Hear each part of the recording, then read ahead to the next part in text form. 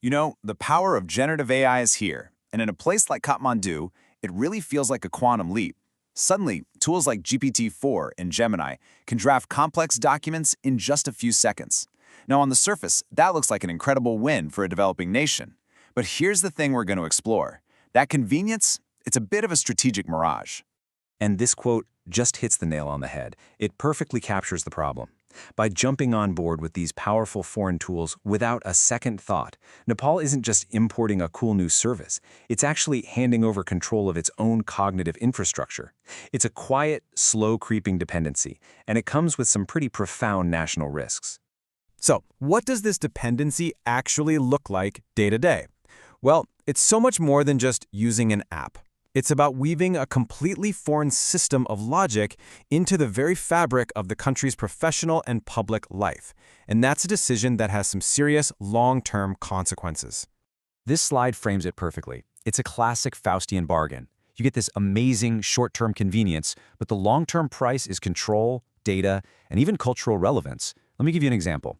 Say a Nepali lawyer asks a Western AI to interpret a local law, like the Maluki Ain. Well, that model has no clue about Nepali jurisprudence. Its entire worldview is based on American or European legal texts, so it just guesses. And the advice it gives is often completely nonsensical, even dangerous in the Nepali context. Short-term help, long-term disaster.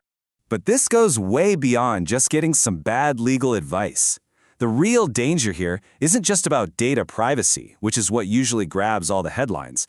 The crucial point, the thing we really need to focus on, is the loss of strategic control over what is quickly becoming critical national infrastructure. This analysis breaks it down into 3 specific threats that grow out of this dependency. And when we look at each one, you'll see how this sort of theoretical risk becomes a very practical, very real danger. Okay, first up, we have something called epistemic capture. Now, it sounds a bit academic, but the idea is actually quite simple and incredibly corrosive. When an AI is trained on Western data, it thinks with Western biases and norms.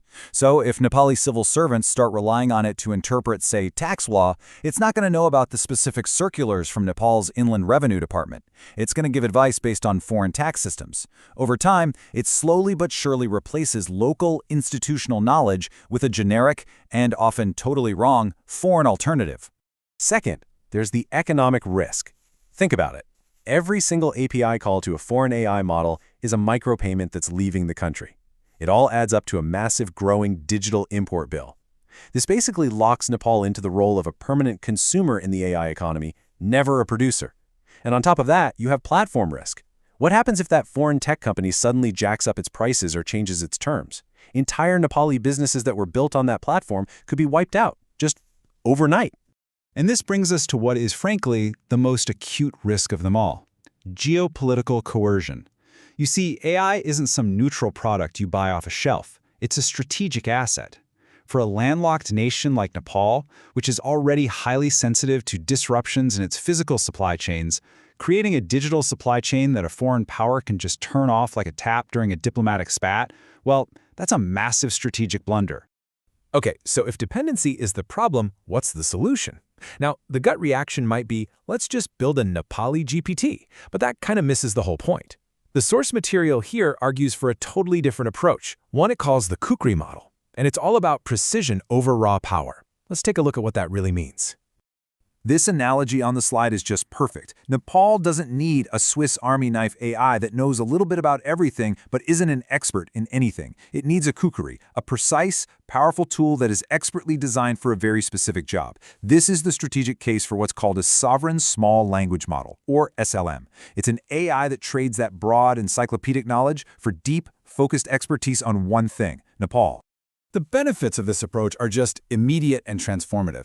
Just imagine an SLM trained on the entire body of Nepali law. It could instantly give a lawyer in a remote village access to legal precedents that would otherwise take days of research. It could power multilingual banking apps for people who speak Maithili or Newari. And because it's small, it can run on local servers, which means your data stays private and it can even work when the internet is down.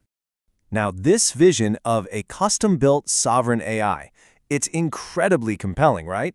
But there is a huge, and let's be honest, unglamorous obstacle standing in the way. And it's not about the algorithms, and it's not a lack of talent. It's something much, much more fundamental. So what do you think it is? What's the single biggest thing holding back the development of a truly Nepali AI? And there you have it.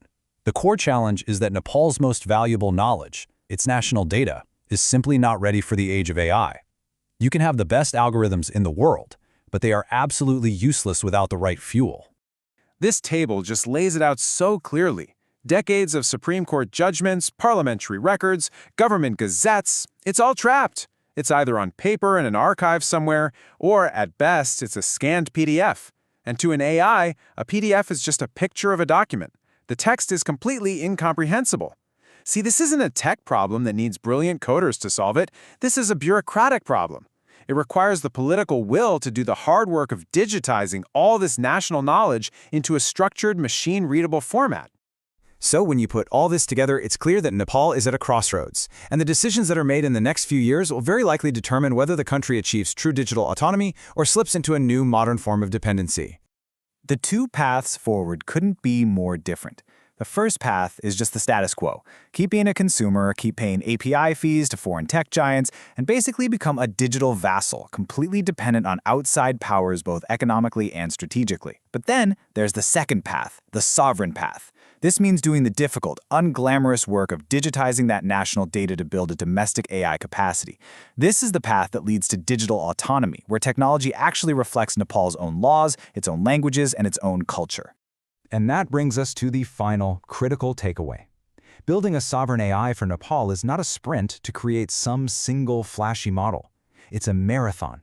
It's about meticulously building a high-quality national data ecosystem.